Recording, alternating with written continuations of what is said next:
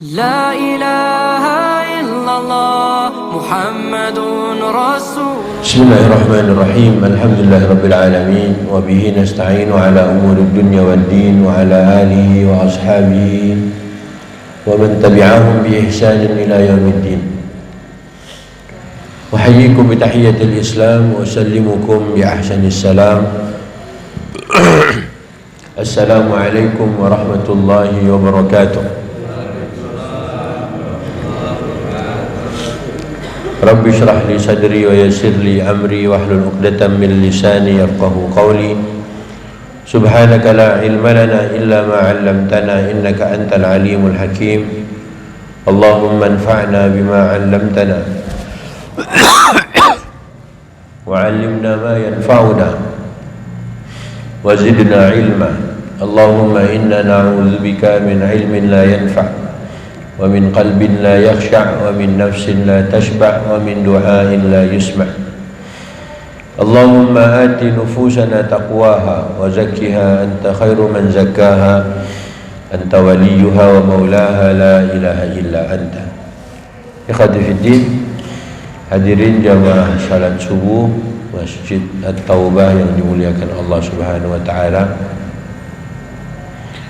Alhamdulillah, pagi hari ini kita bertemu di salah satu rumah Allah. Berada di rumah Allah berarti kita sedang dekat dengan yang punya rumah. Cuma nampaknya jemaahnya udah nggak ada ini, karena semuanya ada di sebelah situ. Ya. Pak Ustadznya di depan melihat kamera saja. Nampaknya yang bersandar sudah mulai menua. Ya. Yang dicari tembok, yang dicari tiang biar bersandar.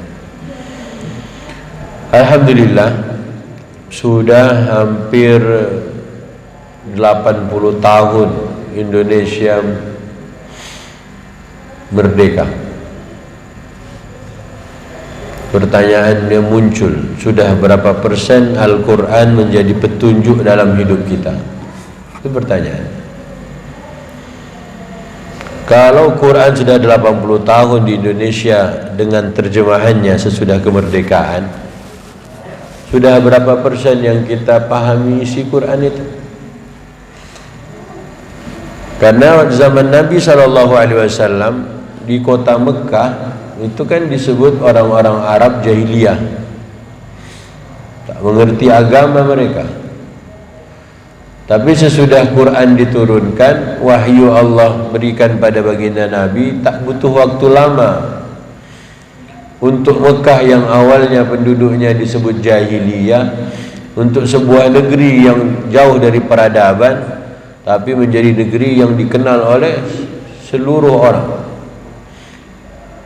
Padahal Mekah waktu itu belum seperti hari ini, tapi tak butuh waktu lama.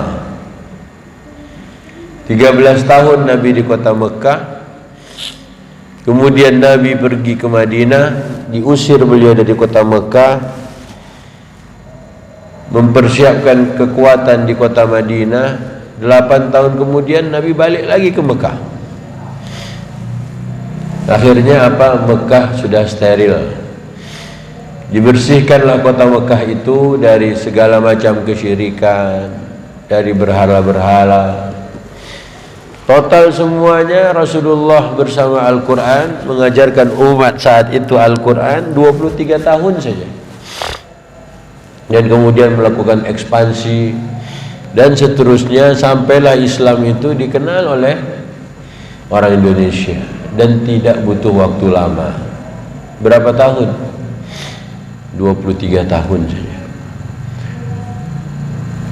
Tahun 1960, zaman Bung Karno, mulailah Al-Quran itu diterjemahkan ke dalam bahasa Indonesia dengan dipimpin oleh Profesor Sunario. Menurut penuturan tim penerjemah 10 orang itu, saat itu di tangan mereka ada 2 naskah terjemahan Quran. Yang pertama bahasa Belanda, yang kedua bahasa Inggris. Kemudian lahirlah Quran terjemahan berbahasa Indonesia. Muncul lagi pertanyaan, sudah berapa persen Quran yang ada terjemahan bahasa Indonesianya itu dimengerti oleh orang Indonesia, oleh warga negara Indonesia? Itu harus kita jawab. Terbukti apa? Terbukti Indonesia ini hampir setiap warganya di malam Jumat membaca Yasin. Sudah berapa persen isi surat Yasin yang dipahami oleh pembacanya? Sudah berapa persen isi surat Yasin itu diamalkan oleh kita? Sementara Al-Quran itu menjadi hudan. Dzalikal kitabu la raiba fihi hudan lil muttaqin. Kalau kita bisa memuhasabah, bisa mengintrospeksi diri, kita sebagai ayah, sebagai kakek, sebagai orang tua, jika memperlakukan Qur'annya saja, kitab sucinya saja tidak maksimal, terus bagaimana nasib mereka yang tak pernah tahu isi Qur'an? Kita yang rajin ke masjid saja belum maksimal memperlakukan Qur'an sebagaimana mestinya, bagaimana yang tak pernah baca Qur'an dan tak pernah ke masjid? Maka bismillah, pagi hari ini kita akan coba mentadaburi Al-Quran. Dan nomor pertama kita akan buka surat Yasin. Dah mulai ngantuk apa? Oke, surat Yasin. Siapa yang bisa jawab boleh pulang. Ada berapa jumlah ayat di surat Yasin? Yang bisa jawab benar boleh pulang. Berapa? 83, 86. Mau ada dua versi. Masya Allah. Ada berapa jumlah surat ayat surat Yasin? Itu 86 atau 83? Hah?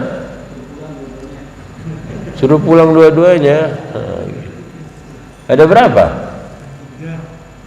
Itu 86. Buktinya mana 83? Buktinya tunjukkanlah ayatnya. Ini buka Quran aja udah pada malas semua. Capek buka Quran. Oke, yang benar yang mana nih? Yang 86 atau yang 83? Ini ada dua kubu ini. Kubu Ashabul Yamin 83, Ashabul Shimal 86. Yang mana yang benar? Tinggal dicek aja. Buka Yasin, lihat berapa. Satu lagi. Coba 82, 83 atau 86? Masya Allah. Pulang. Ya, yang disebut 83 pulanglah. Ya. Karena kalau kita selama ini hanya baca Yasin dari buku Yasin, ya, dari buku Yasin, jadi beginilah terus. Yasin bagian dari Quran. Surat Yasin itu di dalamnya banyak petunjuk kalau kita mau ambil petunjuknya. Maka oleh Allah diawalilah surat Yasin wal Qur'anil Hakim. Allah ceritakan Yasin itu, Allah ceritakan tentang Quran, Allah ceritakan tentang pengajar Quran, Allah ceritakan tentang siapa yang mau mempelajari Quran, Allah ceritakan banyak hal dalam Yasin. Tentang bulan ada dalam Yasin, tentang matahari ada dalam Yasin, tentang tulang ada dalam Yasin, tentang pohon ada dalam Yasin, tentang mengajar ada dalam Yasin, tentang dakwah ada dalam Yasin, tentang surga ada dalam surat Yasin, tentang neraka ada dalam surat Yasin. Kurang apa lagi Yasin itu sebenarnya? Berarti sadar ataupun tidak, kalau kita mendalami Yasin banyak hal yang bisa kita ambil dari surat Yasin. Tapi yang paling disukai dari surat Yasin oleh jamaah bapak-bapak, ibu-ibu, setiap kali membacanya itu cuma satu saja. Apa Pak Ustaz? Kun fayakun. Kalau sudah terdengar kun fayakun, nah itu dah tanda-tanda itu. Tanda-tanda apa?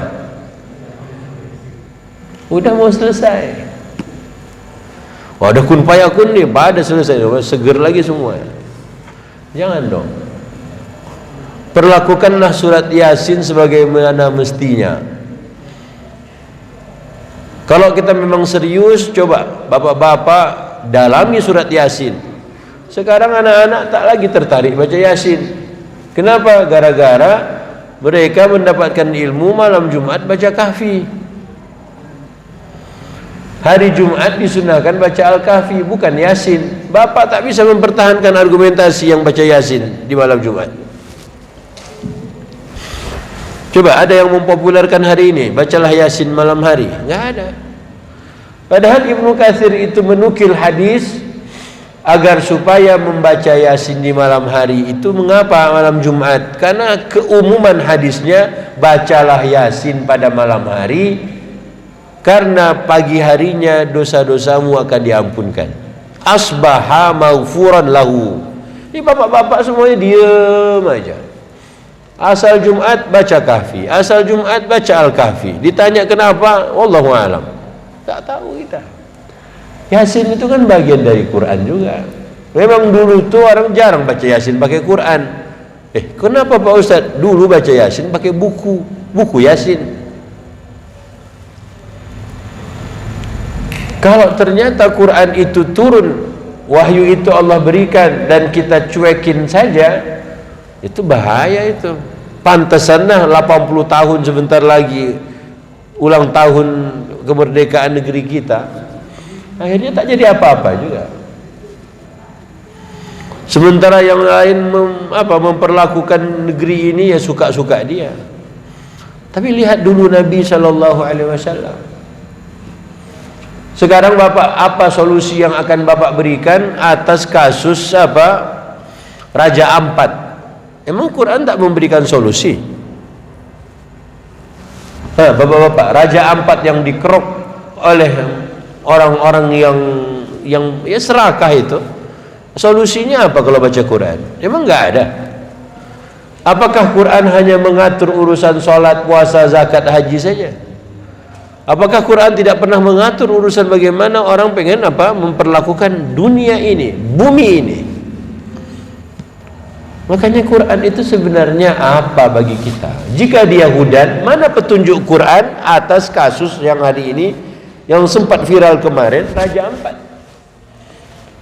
Dia Raja Jawa, kenapa ngurusin Raja Ampat? Coba Pak, ada nggak solusi di Quran itu? Kalau ada manusia yang ternyata serakah dia, tak cukup yang ada di Jawa, di Raja Ampat pun dikerjakannya semua. Apa solusi yang Quran tawarkan atas kasus contohnya Freeport? Emang nggak ada hudan petunjuknya di Quran? Kita negeri yang kaya, Allah ceritakan dalam Quran. Yuk kita buka surat Al-A'raf. Ya, buka surat Al-A'raf. Ini mau buka Quran apa nggak ada terjemahannya? Ya. Dalam Al-A'raf Allah Subhanahu wa taala itu pernah mengingatkan kita semuanya. Ya. Urusan orang-orang yang memperlakukan ataupun orang-orang yang mengelola dunia, mengelola bumi, kemudian mengeruk keuntungan dari bumi yang Allah sudah siapkan ini, Allah ceritakan dalam Al-A'raf. Bapak-bapak kalau mau ambil Quran boleh ambil Quran terjemahan. Kalau malas juga boleh pakai HP. Download aplikasi Al-Quran terjemahan. Kalau sudah download, HP-nya sudah mualaf. Karena HP made in China. Aplikasi Quran terjemahan. Ayat 32 surat ke-7 halaman 154. A'udzu billahi minasyaitonir rajim. Qul man harrama zinatallahi allati akhraja li'ibadihi wat-thayyibati minar rizq. Qul hiya min 'indillah, qul hiya lil ladzina amanu. Qul hiya lil ladzina amanu fil hayatid dunya khalisatan yaumal qiyamah. Kadzalika nufassilul ayati liqaumin ya'lamuna. Siapa mau bacakan terjemahannya? Silakan. Ayat 32 surat Al-A'raf. Ada yang mau bacakan terjemahnya? Itu udah banyak yang buka HP, bukalah.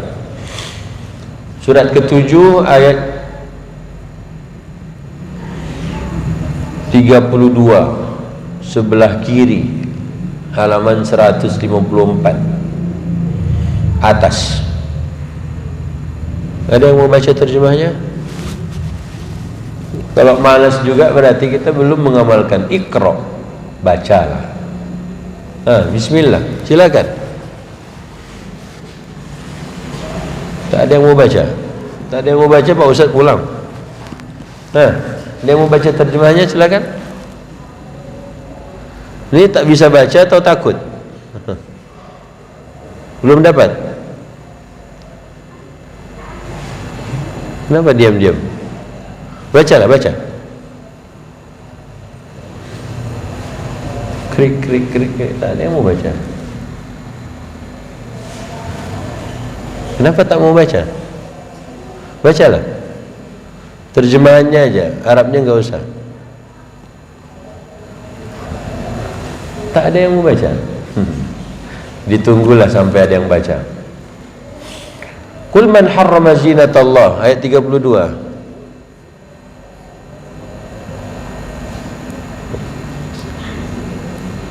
Assalamualaikum. Enggak ada yang mau baca, kenapa? Bacakanlah.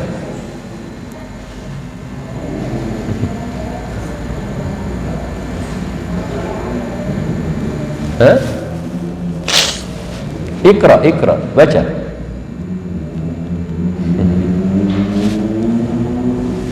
Enggak ada yang mau baca? Tafadhal. Kenapa takut? Katanya mau ngaji. Kalau nggak mau ngaji, ustaznya pulang. Nggak pakai mic pun nggak apa-apa, Mas. Kan kedengaran.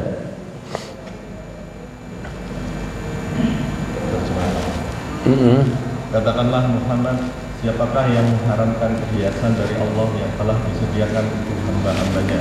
Kata Allah, katakan wahai Nabi, siapa yang mengharamkan? Nggak ada yang haramkan. Anda mau kelola emas, Anda mau kelola perak, silakan. Siapa yang berani mengharamkan itu? Lanjut. Lanjut. Hilang ayatnya. Yang baik-baik, katakanlah semua itu untuk orang-orang yang beriman dalam kehidupan. Kata Allah, dan rezeki yang baik, emas, perak, semua hasil bumi, siapa yang berani mengharamkan semuanya itu? Rezeki-rezeki yang baik, siapa yang berani mengharamkan semuanya itu? Kata Allah, itu semuanya khusus untuk orang-orang yang beriman pada Allah Subhanahu wa taala. Bukan buat orang kafir. Ayat ini Allah dari dulu sama aja, nggak ada perubahan. Jadi jangan ngeluh jadi orang mukmin kalau ternyata nggak bisa mengelola tambang, nggak bisa mengelola hasil bumi. Allah tak pernah salah. Allah cuma katakan siapa yang mengharamkan itu semuanya. Allah katakan, Qul wahai Nabi, katakanlah itu semuanya khusus untuk orang beriman. Dalam kehidupan dunia ini itu harusnya untuk orang beriman. Dalam hal ini Quran memberikan petunjuk buat orang-orang yang membaca Quran. Ini bacanya aja kita malu, bacanya aja kita takut, bacanya aja nggak berani. Terus mengamalkan isinya bagaimana? Ini nih kita sebagai ayah, bagaimana anak-anak itu memperlakukan ayat ini nanti sesudah kita mati? Sejak 1960 Quran sudah diterjemahkan ke bahasa Indonesia. Kalau masih malas juga, ya beginilah nasib kita. 80 tahun ulang tahun negeri kita ini, Pak. Tapi nggak jadi apa-apa. Yang malah terjadi, bedanya apa dengan Yahudi nanti? Orang Yahudi itu dapat kitab suci. Orang Yahudi itu Allah kirimkan nabi, banyak nabi dikirimkan kepada mereka. Tapi masalahnya dibunuh semuanya. Kenapa nabi-nabi itu dibunuh? Tidak cocok dengan apa yang mereka inginkan. Jadi jangan-jangan bapak-bapak tak cocok sama Pak Ustadz. Oh ini tak pulang ke Witana dia nih. Itulah mengapa Allah bertanya, Qul man harrama zinatallah, katakan siapa yang berani-beraninya mengharamkan perhiasan-perhiasan yang Allah telah siapkan semuanya itu. Silakan Anda kelola nikah, Anda kelola tambang, Anda kelola batu bara, Anda kelola antam, silahkan.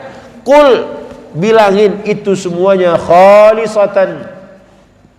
Buat siapa? Lilladzina amanu. Di mana? Fil hayati dunya, dalam kehidupan dunia. Itu semuanya untuk antum, untuk kalian yang percaya pada aku, untuk kalian yang beriman pada aku. Itu semuanya untuk kalian. Allah yang ngabarin. Ini baru ada ormas mau mengelola batu bara. Wah. Terus siapa yang ngelola? Makanya dalam hadis itu sebaik-baik harta yang baik itu di tangan orang yang baik. Ni'mal malu salih. Bagus barang tuh. Di mana bagusnya barang itu? Kalau dipegang oleh orang yang baik. Kalau Bapak biarkan yang ngelola tuh orang-orang yang nggak baik, Pak, disitulah masalah kita. Berani-beraninya cuman ngeritik aja. Raja Jawa kenapa ngurus Raja Ampat? Terus ayat ini dikemanakan? Allah bilang buat siapa tadi? Perhiasan-perhiasan, rezeki-rezeki yang baik itu buat siapa? Lilladzina amanu. Untuk orang-orang yang beriman. Kan bapak-bapak ini orang yang beriman semua. Mana bukti beriman? Salat subuh. Kalau orang munafik, susah dia kerjakan salat subuh, Pak. Ini kan orang beriman. Harusnya semua kita ini punya apa? Punya yang dikelola. Antam, apalagi tambang, apalagi nikel, apalagi batu bara, apalagi ya, semuanya itulah kelola itu. Uranium kelolalah. Itu semuanya lilladzina amanu, buat orang-orang yang beriman. Lanjut, Pak. Katakanlah semua itu untuk orang-orang yang beriman dalam kehidupan dunia dan khusus untuk mereka saja pada hari kiamat. Coba itu semuanya gunakan ketika kita di dunia untuk besok hari kiamat. Maksudnya bagaimana? Ketika kita membaca doa di 201 surat Al-Baqarah itu kan memohon apa? Rabbana atina fid dunya hasanah wa fil akhirati hasanah. Kita ingin sampai ke akhirat, kita harus lewatin dunia dulu. Yang sering kali terjadi saat kita di dunia apa? Kita butuh duit, betul butuh duit. Kita butuh dana, iya kita butuh dana. Buktinya apa? Setiap acara lagunya ya dana. Kalau butuh dana, Pak, Allah sudah siapkan itu semuanya. Mau mineral, mau tambang, itu Allah siapkan. Allah bilang itu semuanya untuk orang-orang yang beriman. Tapi ternyata orang beriman malas ngelola itu semua. Giliran dikelola oleh orang-orang itu, kita yang marah. Beraninya cuma ngomong di grup WA. Kenapa bukan kita yang kelola? Ustaz, tapi kan kita, kalau kita mengelolanya harus pakai ilmu, mengapa tak dipelajari ilmunya? Ini cuma bisa mengkritik, cuma bisa ngatain orang. Nggak usah lah ngata-ngatain orang. Ini diem-diem aja lah, ngaji aja lah, bacalah Yasin aja di masjid kalau begitu. Berarti Quran itu sedang bicara apa di ayat Al-A'raf barusan? Ya, jadi nggak mungkin kita bisa sampai akhirat kalau kita nggak melewati dunia. Nah, melewati dunia yang kita setiap hari memohon fid dunia hasanah itu terjemahannya seperti apa? Memohonkan di dunia ini Allah berikan kebaikan itu bagaimana itu konsepnya? Coba jawab. Allah cuma katakan, qul wahai Nabi, katakanlah siapa yang beraninya mengharamkan semuanya itu? Enggak ada yang Allah haramkan kok. Yang Allah haramkan cuma 4 saja. Allah bilang bangkai, darah, daging babi, hewan yang disembelih tak menyebut nama Allah, itu saja. Yang lain halal. Mengapa hari ini orang-orang beriman itu cuma mampunya hanya mengomentari? Kita dengar di Kendari, mengapa banyak orang-orang Cina yang kerja di sana? Coba jawab, kenapa banyak orang Cina? Karena mesinnya semua operasinya, mengoperasikan itu semuanya pakai bahasa Cina. Karena orang lokal tidak mempelajari bahasa Cina. Akhirnya dihadirkanlah pekerja dari Cina. Habis itu kita yang komentar. Banyak betul orang Cina, lebih 1 juta Pak orang Cina di Indonesia nih, yang memang mereka didatangkan untuk bekerja. Lebih 10 juta kalau tak salah kemarin kabarnya. Memang sengaja didatangkan mesin dari Cina. Semua tulisan operatornya semuanya harus berbisa bahasa Cina. Karena mau membaca tulisan-tulisan itu kan berbahasa Cina. Berarti kalau kita mau mengelola, pelajarilah bahasa Cina. Ada yang mau belajar bahasa Cina? Tak ada juga. Ya udah, yang dari Cina lah yang datang. Andai kita mau siapkan mesin dari Indonesia, pakai bahasa Indonesia, tapi tak ada. Ayo, mau nyalahin siapa sekarang? Jangan kau salahkan orang. Kitanya sendiri nggak mempersiapkan. Contoh kemarin sebelum Pilpres, kenapa semuanya ribut urusan presiden? Emang kita udah nyiapin presiden, calon presiden dari Pamulang? Ada? Nggak ada. Ada calon menteri dari Pamulang disiapkan dari Masjid At-Taubah? Nggak ada juga kita. Kalau cuma bisa menjadi komentator, ya bukan menjadi pelaku sejarah. Lihat Rasulullah, diam-diam aja Nabi tetap bergerak mulai dari rumah Al-Arqam bin Abil Arqam. Tak perlu lama, cuma butuh 13 tahun saja di kota Makkah. Kenapa Nabi bisa begitu? Karena Nabi ngikutin Quran, petunjuk dari Quran ini. Sekarang kita ikut petunjuk mana dalam memilih presiden? Kurang apalagi Quran bercerita tentang pemerintahan, tentang kekuasaan, tentang kerajaan.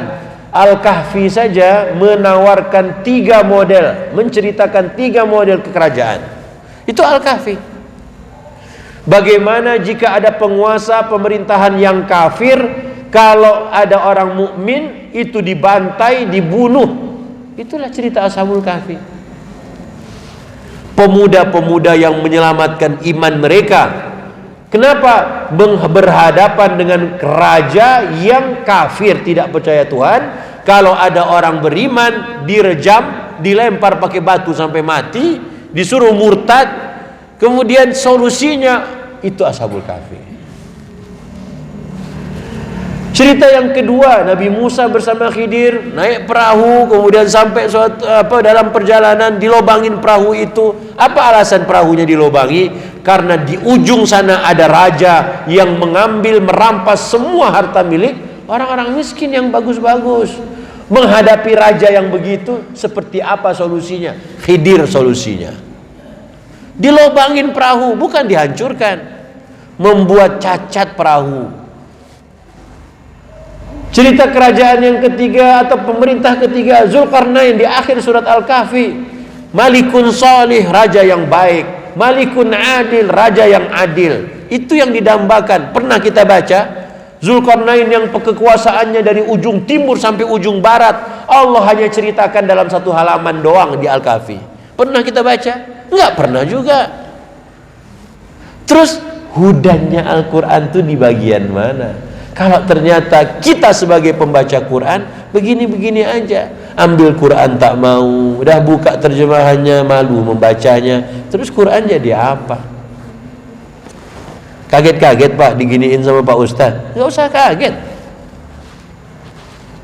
Terus anak-anak muda yang begitu yang di belakang, tanyakan tentang surat-surat di Quran yang nama-nama suratnya nama-nama orang, bisa jawab dia? Tapi kalau ditanya tentang FF, Free Fire, Mobile Legend, jago dia. Minecraft, hebat dia. Kita yang bingung. Ayo dong. Rasulullah itu ngikutin Quran doang Pak, nggak pernah ngikut yang lain. Rasulullah itu kalau ngomong kata Allah, nggak pernah kata fulan.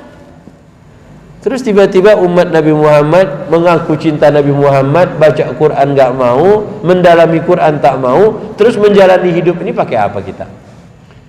Dulu doa kita, Allahumma Allahumma arhamna bil Qur'an waj'alhu lana imaman. Kita yang minta sama Allah dulu waktu kecil. Ya Allah, jadikanlah Quran itu imam. Quran itu harusnya di depan sebelum Bapak melangkah. Sekarang pertanyaan, Bapak mendidik anak itu pakai Quran atau pakai mau-maunya Bapak? Ayo. Mendidik anak pakai Quran atau mau-maunya saya saja? Pakai rotan. Kenapa tak pakai Quran? Kalau Bapak kita pakai Quran dalam pendidikan, surat dan ayat berapa yang kita jadikan patokan? Pernah berpikir begitu? Ayo para ayah, kita ntar lagi wafat nih. Anak-anak menjadi penerus. Tapi kalau mereka nggak mengenal Quran, terus dengan petunjuk apa mereka akan jalanin kehidupan ini? Sudah 80 tahun Pak negeri kita ini merdeka. Yuk bismillah, temukan solusinya. Kumpullah bapak-bapak, kumpullah 20-30 orang, ayo bicara. Kalau nggak bicara, bahas, temukan ayatnya. Kita mau ngapain nih di At-Taubah ini? Begini-begini terus. Duduk dong. Jangan ustadz datang, ustadz pulang, nggak ada perubahan. Biar udah ratusan khotib berdiri di mimbar nih Pak. Apakah bisa merubah negeri ini? Yuk bismillah. Tadi ya, dalam Al-Kahfi aja ada 3 cerita tentang semuanya tentang pemerintahan, tentang penguasa. Al-Baqarah ada cerita apa? Fir'aun di dalamnya. Ada cerita Talut, ada cerita Jalut, ada cerita Sulaiman. Ini semua raja Pak. Fir'aun mengaku sebagai Tuhan, bahkan raja mengaku Tuhan. Sulaiman raja juga. Talut dan Jalut penguasa juga mereka. Untuk apa cerita itu? Dibaca. Kalau bukan untuk dipelajari. Bapak mau model yang mana? Mau gaya Fir'aun atau gaya Sulaiman? Ayo. Mau panglima yang mana? Talut atau yang Jalut? Pilih dong. Ada di Al-Baqarah. Mau baca Baqarah panjang. Gara-gara panjang tak jadi dibaca. Giliran dibuka Qur'annya malu pula. Kalau begini kondisi kita terus, dzalikal kitabu la raiba fi hudan, petunjuk. Mana petunjuknya? Untuk itulah Allah mengingatkan kita di surat Muhammad surat 47 ayat 24. Afala yatadabbaruna al-Qur'ana am ala qulubin aqfaluha. Bukalah. Kalau tak mau dibuka, dicatatlah. Kalau tak mau dicatat, diingatlah. Kalau tak mau diingat, hafalkanlah. Pokoknya Quran. Surat Muhammad ayat 24. Silakan Pak. Belum dapat? Harus latihan kalau belum dapat, biar sat-sat. Afala yatadabbaruna al-Qur'ana am ala qulubin aqfaluha. Silakan. Maka tidaklah mereka menghayati. Tidaklah atau tidakkah? Tidaklah atau tidakkah? Tidaklah mereka menghayati Al-Quran, apakah hati mereka sudah terkunci? Tidaklah ya, bukan tidakkah. Tidakkah? 2 kali dibaca, tidaklah. Pas dilihat lagi, tidakkah? Kan beda. Berarti harus serius. Maka tidakkah mereka menghayati Al-Quran? Allah tak katakan tidakkah mereka membaca Quran. Allah tak sebut begitu dalam terjemahannya. Dalam terjemahannya diterjemahkan, tidakkah mereka menghayati Al-Quran? Ataukah Hati mereka sudah tertutup. Ataukah hati mereka sudah terkunci? Problemnya adalah hati yang bermasalah. Semuanya di sini nih, di sini. Jadi ketika ada orang yang membaca Quran tak dihayati ayat-ayatnya, problemnya ternyata pada hatinya.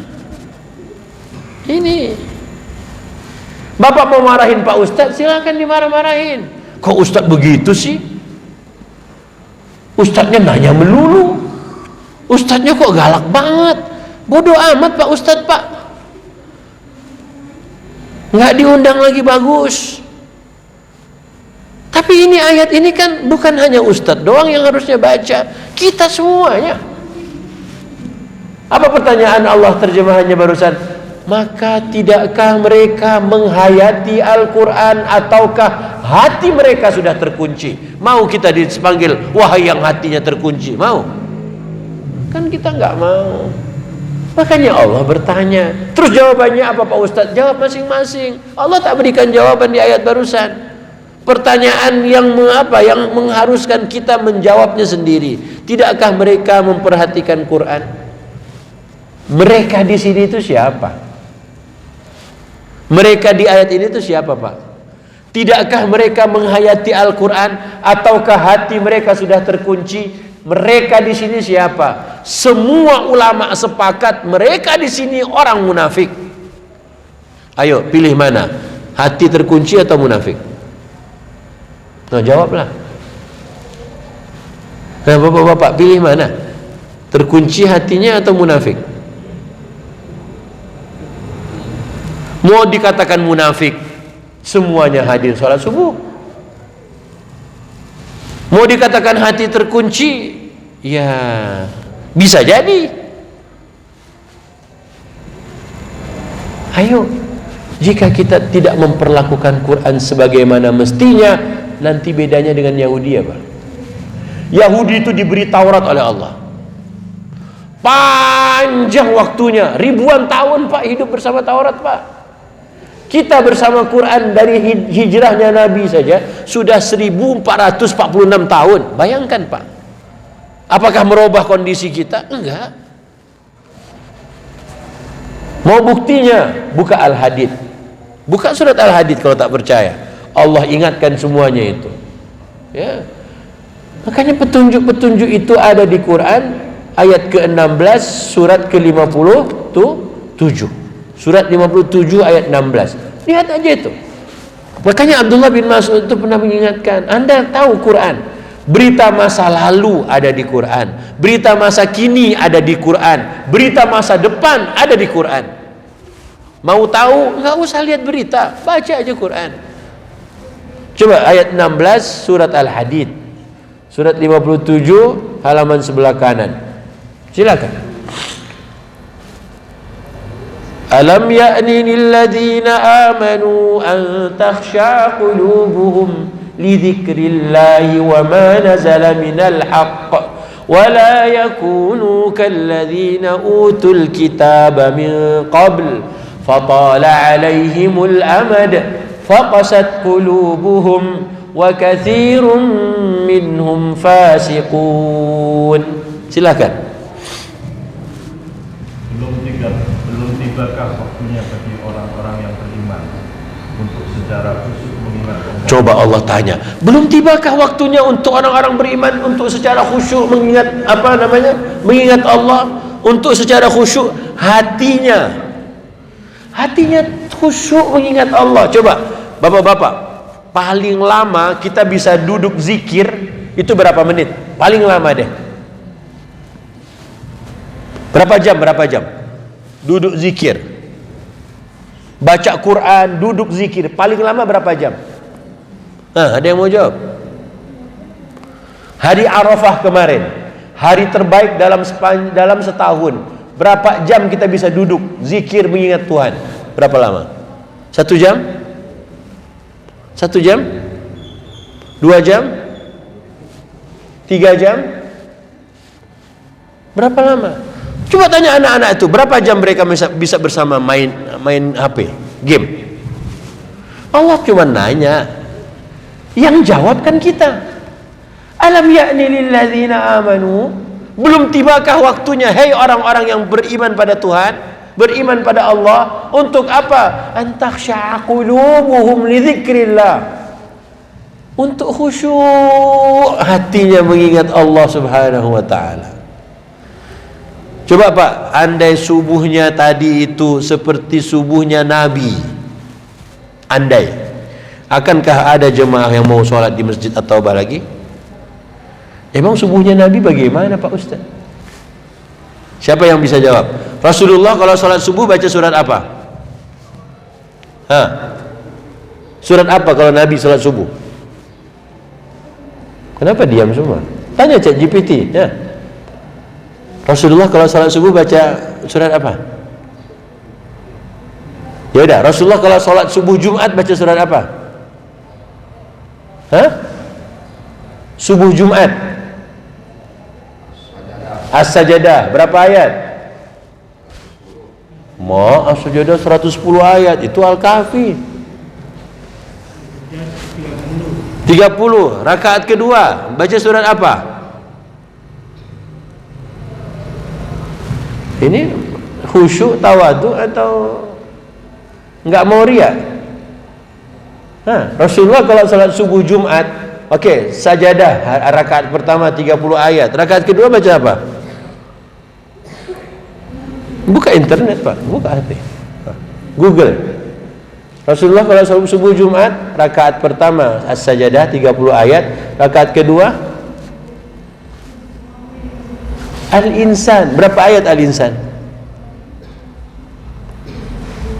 Gak ada yang mau ngecek. Ya salah. Beginilah kondisi kita. Nyontek aja. Al-Insan berapa ayat? Juz 29. Dia menunggu jawaban. Ya begini teruslah nanti. Gimana anak-anak itu besok? Kita sebagai ayahnya aja ngecek, malas. Ustaz jangan nuduh-nuduh dong. Saya pulang nih. Pulang lah Pak. Nggak ada rugi-ruginya Pak Ustaz kok. Makanya andai Quran itu hanya boleh diakses sama Pak Ustadz, wah enak Pak Ustadz. Tapi Quran itu bukan untuk diakses Ustadz doang. Semua kita boleh mengakses Al-Quran. Terjemahannya sudah ada. Mau bahasa apa Bapak? Inggris ada. Indonesia banyak. Bahasa Arab bejibun. Ayo. Makanya Allah Subhanahu wa ta'ala itu ngingetin aja. Jika subuhnya Nabi dilihat dari sholat Jumatnya 60-an ayat, maka begitulah kata para ulama, subuhnya Rasulullah itu 60 sampai 90 ayat atau 60 sampai 100 ayat. Itu standar subuh, Pak. Kalau mau jujuran nih, coba Pak Imam baca sholat subuhnya 60 ayat di rakaat pertama, 40 ayat rakaat kedua, enggak bubar jemaah besok subuh, udah bagus dah Pak. Ini baru panjang sikit aja.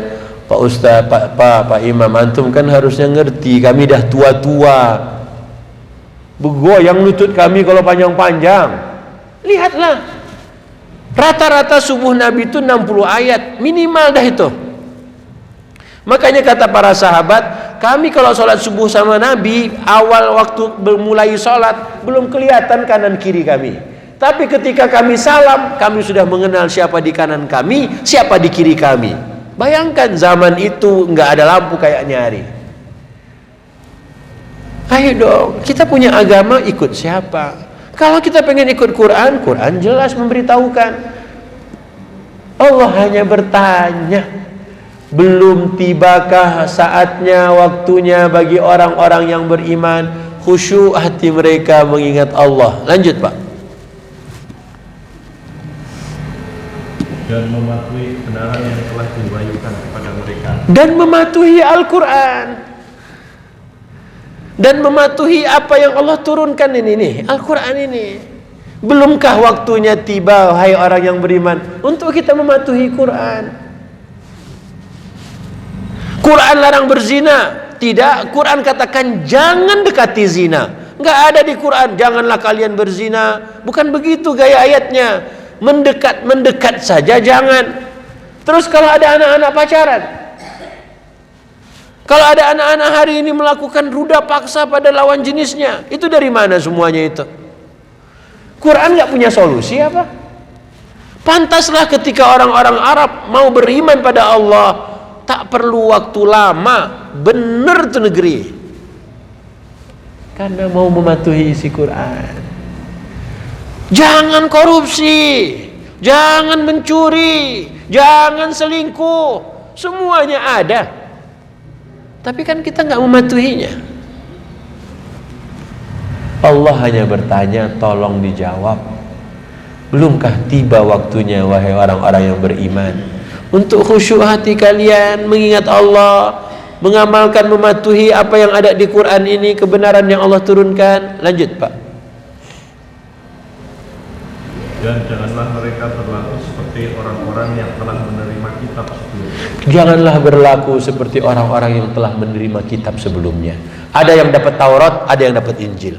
Kata Allah, jangan diulang kesalahan yang pernah terjadi pada orang yang pernah diberikan kitab suci Taurat dan kitab suci Injil. Allah bilang, la. Tahu apa masalahnya mereka dulu? Dari sejak Nabi sebelum apa? Dari Musa, hitung dari Musa lah dapat Taurat. Harun, Zulkifli, Dawud, Sulaiman, Ilyasa, Yunus, Zakaria, Yahya, Isa. 11 Nabi yang kita kenal namanya. Apa yang terjadi? Di zaman Musa diberi Taurat, di zaman Isa diberi Injil. Kata Ibnu Abbas, dari Nabi Isa sampai Nabi Muhammad 600 tahun. Tahu apa yang terjadi? Silakan lanjutkan ayatnya. Kemudian mereka melalui masa yang panjang sehingga hati mereka menjadi keras. Allah bilang mereka melewati masa yang panjang, tapi masalahnya qasat qulubuhum, keras hatinya. Allah bilang pakai Quran, dia nggak mau. Sibuk kita ngurusnya apa? Bikin undang-undang, direvisi undang-undang, diganti lagi undang-undang, di amandemen berikutnya. Ngapain? Pak, mengamandemen itu bisa 1-2 hari. Emang edit revisi undang-undang itu bisa 1-2 hari, Pak? Nggak bisa, Pak. Kata Allah, ikutinlah Quran. Ayo, baru turun ayat ini. Ayat ini baru turun atau dari dulu sudah ada? Allah cuma bertanya, Allah cuma ingatkan, jangan seperti mereka yang pernah aku belikan kitab Taurat dan Injil. Lama waktunya, tapi semakin keras hatinya. Apa yang membuat bapak-bapak ketika Pak Ustadz bilang buka Quran, baca Quran, ambil Quran, kok malas Pak? Apa coba? Apaan tuh Ustadz? Udah PW begini disuruh ngambil-ngambil Quran, begitu? Bapak merasa bapak sudah banyak usianya, Pak Ustadz masih lebih muda, kemudian disuruh-suruh nggak mau. Qasat qulubuhum, keras hati mereka, kata Allah. Siapa? Itu orang-orang itu. Dapat kitab Taurat, dapat kitab Injil, kita dapat Quran. Tutup ayatnya. Wa katsirun minhum fasiquna. Silakan. Dan banyak di antara mereka menjadi orang-orang fasik. Kata Allah, banyak di antara mereka jadi orang fasik. Tahu fasik? Udah tahu ayatnya, tapi tak tahu bagaimana mengamalkannya. Makanya bapak-bapak, ayo, jangan kita bilang ayatnya baru turun. Dari dulu sudah ada. Sengaja Allah letakkan ayat ini di surat besi. Besi itu Pak, biar keras bisa dilebur, tapi butuh dipanasin dulu. Hati kita ini kan tidak keras. Jika besi yang keras aja bisa lembut, bisa lunak, masakan hati yang lembut begini tak bisa diapa-apakan? Maka caranya, tadi surat Muhammad, tidakkah mereka menghayati Al-Quran? Ataukah hati mereka sudah terkunci? Sudah datang Pak Ustadz. Al-afu minkum, mohon maaf kalau ada kata-kata yang kurang berkenan. Demikianlah Quran. Kita belum bicara sholat, kita belum bicara zakat, tidak bicarakan yang setiap hari kerjakan. Tapi poinnya adalah bagaimana memperlakukan Quran. Sudahkah semestinya ataukah belum? Maka problemnya semuanya balik ke masing-masing. Kalau Bapak setuju, alhamdulillah. Tak setuju, tak ada masalah. Allah katakan dalam Quran, Nabi yang penting kau sudah sampaikan. Kau tak boleh maksa-maksa orang, kau tak boleh kendalikan orang. Bukan itu bagianmu. Bagianmu hanya menyampaikan. Demikian, al-afu minkum, billahi taufiq wa hidayah. Assalamualaikum warahmatullahi wabarakatuh.